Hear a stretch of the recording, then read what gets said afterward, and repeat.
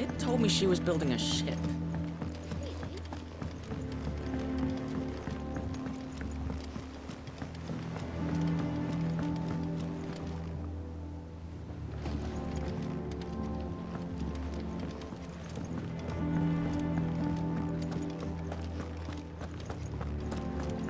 He cracked the crystal too.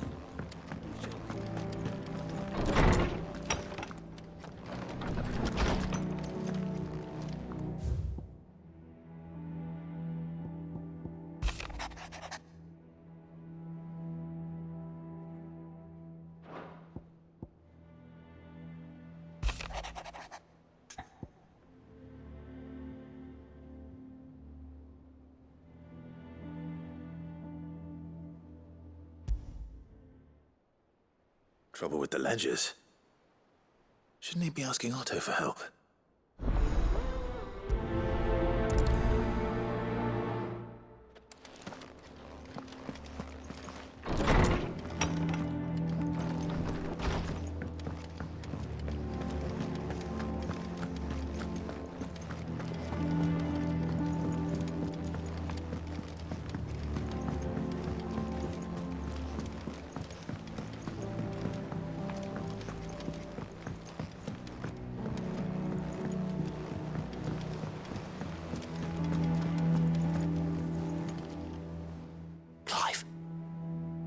Did you get my letter?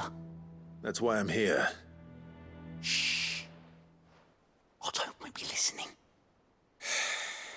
Is this better? A little. Listen. I've some bad news. It turns out the hideaway may be slightly behind in its payment to certain lenders, and it may be my fault. But I swear to the goddess, I thought I had the numbers square. Sadly, that square turned out to be more of a circle. 0, you might say. I can straighten it out, I swear, but it's gonna take some time, and I'm gonna need help keeping it from Otto. Bit late for that, I'd say. There you are! What a surprise! So let me get this straight. You forget to pay our lenders what they're due, and instead of coming straight to me, you get Clive to come to you. And I hope he'll dig you out of the hole you've dug for yourself. Clive, the man in charge of the place you've been cheerfully trying to bankrupt. And you thought this was a cunning plan. Why? Well, who needs paying? Oh, just Martha. And the dame.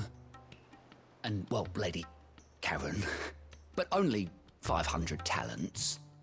We owe 3 of our most trusted friends 5 million gil. Each. 5 million each. They lent us the bulk of the money we used to rebuild the hideaway, you see, and, well, I must have made some sort of oversight. Those ledgers were my responsibility, and it was my decision to entrust them to you. This is my fault. Do we have that much to hand? I can always ask my uncle. No, we don't.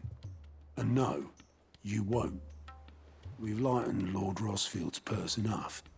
After the king's ransom we had off him, he deserves better than to see our begging bowl. Besides, we'll need to learn to stand on our own if we're gonna make this work. All right. But that doesn't mean you have to shoulder the burden yourself. Is there anything I can do to help? There might be. How'd you fancy taking these to Martha and the dame? Rocks. Rocks, he says. Worth 1,000 talents apiece, these are. A little something Sid and I set aside for when times got lean. And I reckon 15 million in overdue debt probably qualifies. I just hope our associates' eyes are a bit more discerning than yours. I'm sure there will be. Should be me making the rounds, really. But you know how it is with this place. Orders to bark, arses to wipe, and all that. I know. Which is why I don't mind going in your place. Go. Do you know why I only gave Master Clive here 2 star rubies?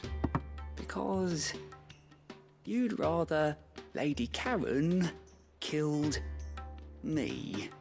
Because I'd rather Lady Karen killed you. Yes. Well, I suppose this is goodbye then. Don't worry. I'm sure Karen will understand. Really? Do you think so? No, I don't.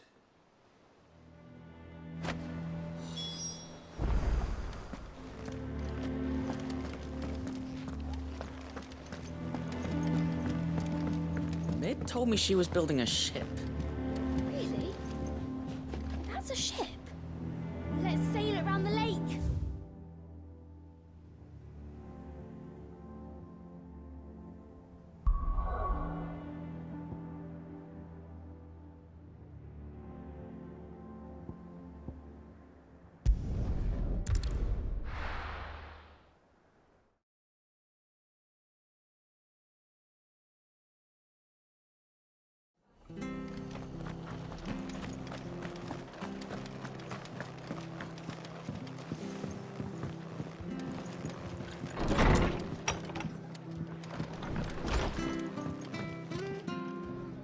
Clive, we weren't expecting you. I wasn't expecting to be here, but it seems we still owe you a considerable amount of coin for your help with our rebuilding efforts. And though I doubt it's what you were expecting, we were hoping you'd take this as payment.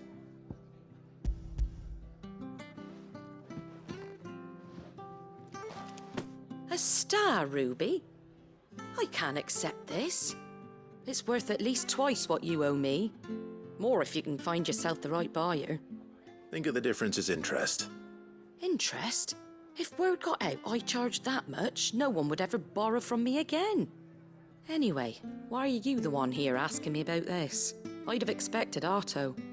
Bit much sending the Lord Marquis out to settle your debts, isn't it? The old goat working himself to death again. Something like that. Most days I think he's the only reason the hideaway's still standing. Same as always, eh? Back when the place was nothing but a twinkle in the eye of a recently retired Lord Commander, word is he was the first one Sid reached out to. Probably knew that without his strong arm and level head, the idea would never get off the ground. Sid may have been the face of the hideaway, but Otto's always been the backbone. And when Sid passed away, we were all worried that would be the end of it. That Otto would just give up. His death was hard on everyone. But it must have hit Otto hardest of all. But he didn't give up, did he? Quite the opposite, in fact. If I recall, he was the one who nominated you as Sid's replacement, and rallied the rest around you. I reckon what he saw in Sid, he saw in you too. And don't we all? Doesn't hurt that you're half as stubborn and twice as handsome, neither. That, and you keep good company. I suppose I do.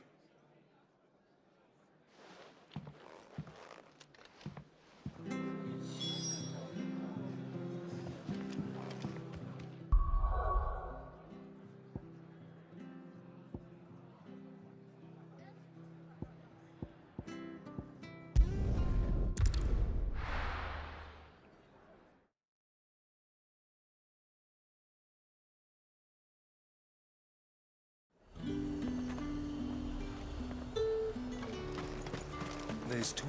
But the glass. How the hell is anyone supposed to...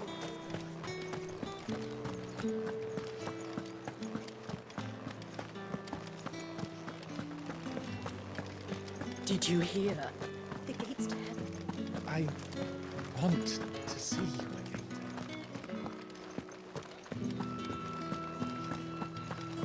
What am I going to do without Sweetwater and Olive Talc? Still no caravan from the... Milady, I come bearing gifts.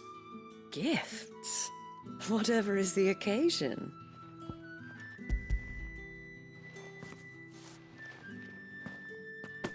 Oh my. Clive, you really have outdone yourself. Otto asked me to give it to you, to settle the hideaway's debt with the Veil. And to compensate you for the time it took us to do so. You disappoint me, Clive. I thought you might finally be warming to me. Tell Otto he can keep his baubles. I tried to tell him as much the first time around.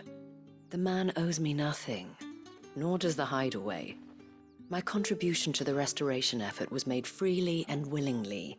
It was the least I could do. You once told me Sid did you a kindness.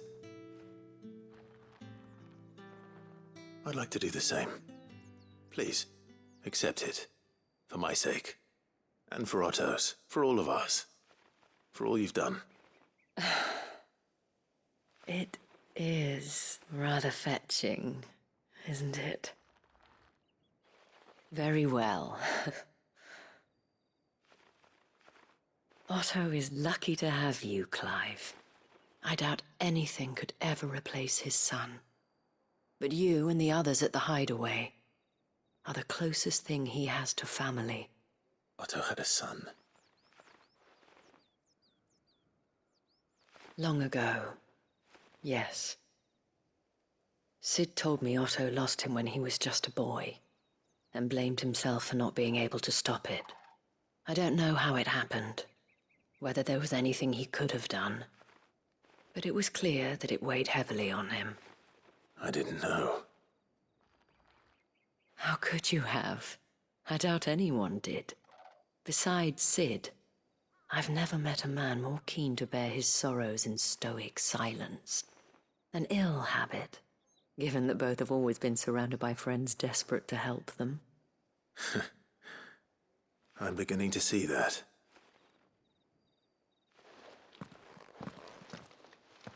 Go will want to know the stones were delivered. If he's still with us.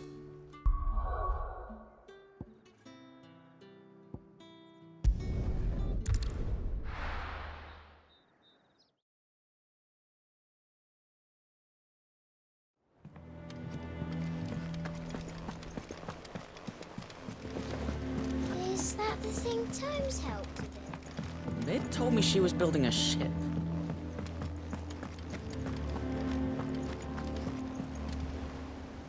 Goat. Still alive, I see. So Lady Karen accepted the ruby. Ah, about that. I tried my best, but she was just too stubborn to take it. She threw it right back in my face, in fact, and told me I could stick my stupid stone where the sun don't shine. Karen refused payment. I hope it wasn't something I said. I'm sure you were as tactful as ever. Let me see what I can do. Oh, wonderful. I hope you have better luck than I did.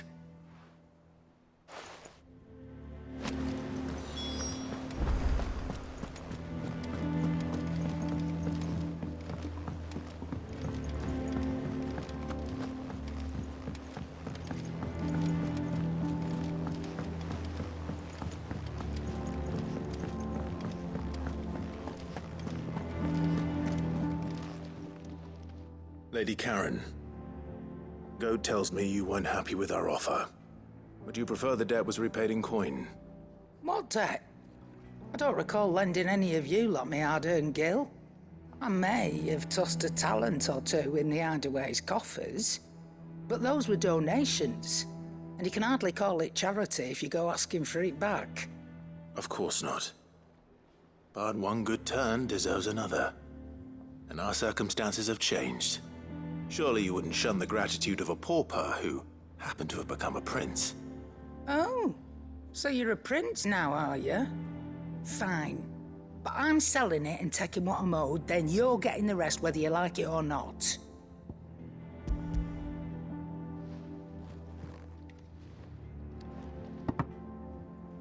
Where'd you even get this? A decent trader might nab 1,000 talents for a star ruby. A canny one, meanwhile, might claim it were nicked from the belt of Sid the Outlaw himself and ask twice as much. Might be I already have a buyer in mind. Might be you even know her. A fine continental maid whose beauty's only eclipsed by a guile in commerce. You wouldn't mind, would you? Not at all. Just be sure to tell her that it's always a pleasure doing business.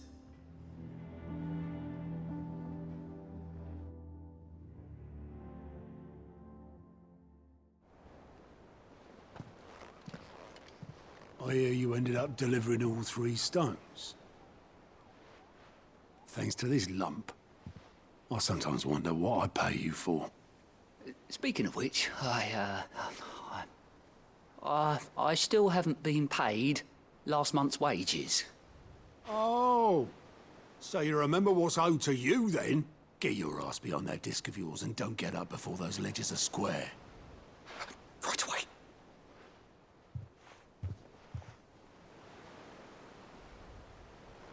I've seen that before. Yeah. Plenty of times. It was the only goblet Sid ever used. Either out of habit, or because the filthy sod couldn't be bothered to find a clean one. I knew so little about him. Like most people. Martha and the Dame both seem to have fond memories of him. I bet they do. How long did you know Sid before he... Before he died. 20 summers, give or take. Back in the day, I was a purser on a trade ship, which is where I met him. He bought passage to... I forget where. But having nothing better to do on the long nights, we sat up drinking island rum till the morning bell dragged me back to my duties. Quit my post not long after that. On account of making a fine maiden's belly fat. But me and Sid stayed close, promising we'd one day sail the seas again. That was before fate stepped in and said she was having none of it. The magic woke inside my son soon after his first name day, and there was no hiding his knack. Couldn't you and your family have... My family were the ones who summoned the constable, wanted the monster taken away. I couldn't turn my back on him, forget what I felt, and I couldn't for the life of me understand how they could. Luckily, Sid was of the same mind as me. It was him who stood beside me when all I wanted was to tear the whole world down. Him who cried for me when I had no tears left of my own. Him who swore he'd do everything he could to stop it from happening again. And he was true to his word, too. Left the Royal Army once and for all. His ranks, his ribbons, gone. Just like that. Threw away everything he had. All to right a wrong that no one else had the courage to face. I knew then I'd follow that man to the ends of the earth.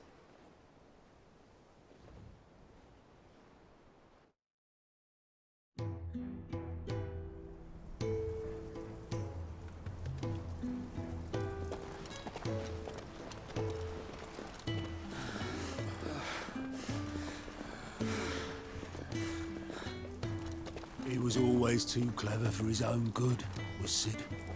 Saw the world for what it really was, while the rest of us were content to go along with the lie we were shown. And it can't have been easy, bearing that burden alone.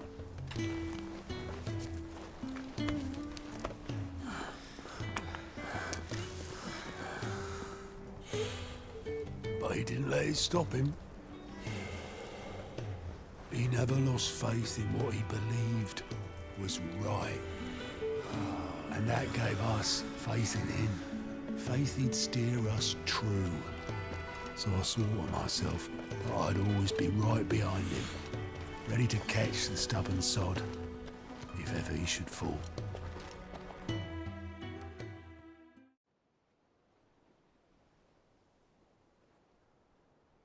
But I couldn't even do that.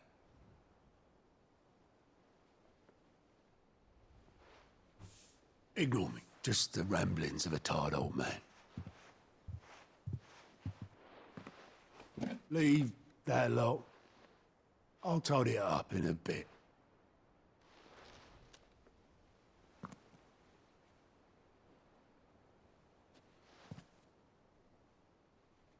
This is Sid's handwriting.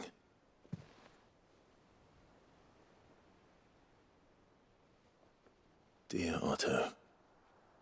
I may be drunk, but I wanted you to know this place would be fucked without you. Love you, you grumpy old sod.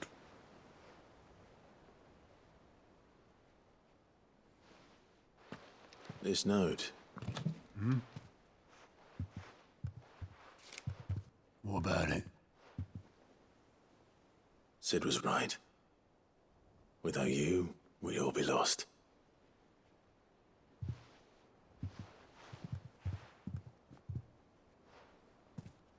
He should have bloody well said so then. Just once. Before he went. But then, why would he? Him, or anyone? I'd only have told him to piss off.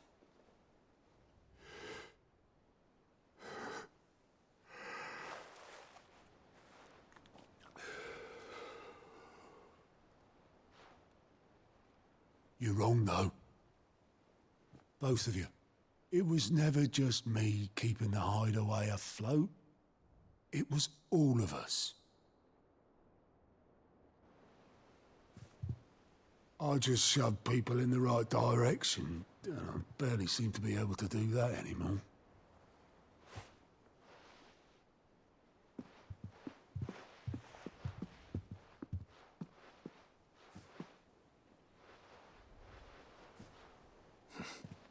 Would you rather goat were at the helm?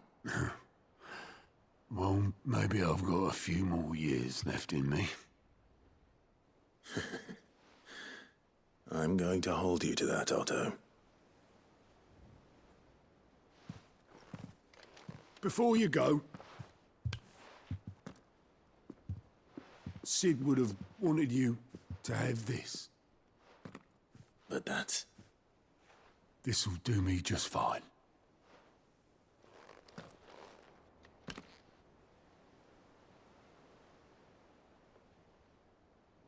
Thanks for the ray of sunshine. I'll see if I can't pay you back. Already have.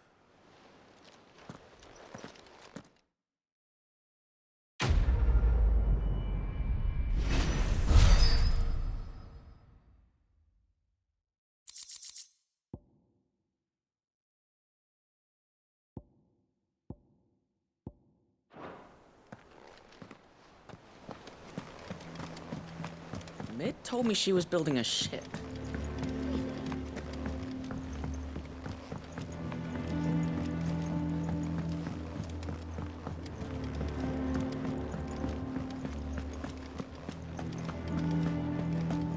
He cracked the crystal too.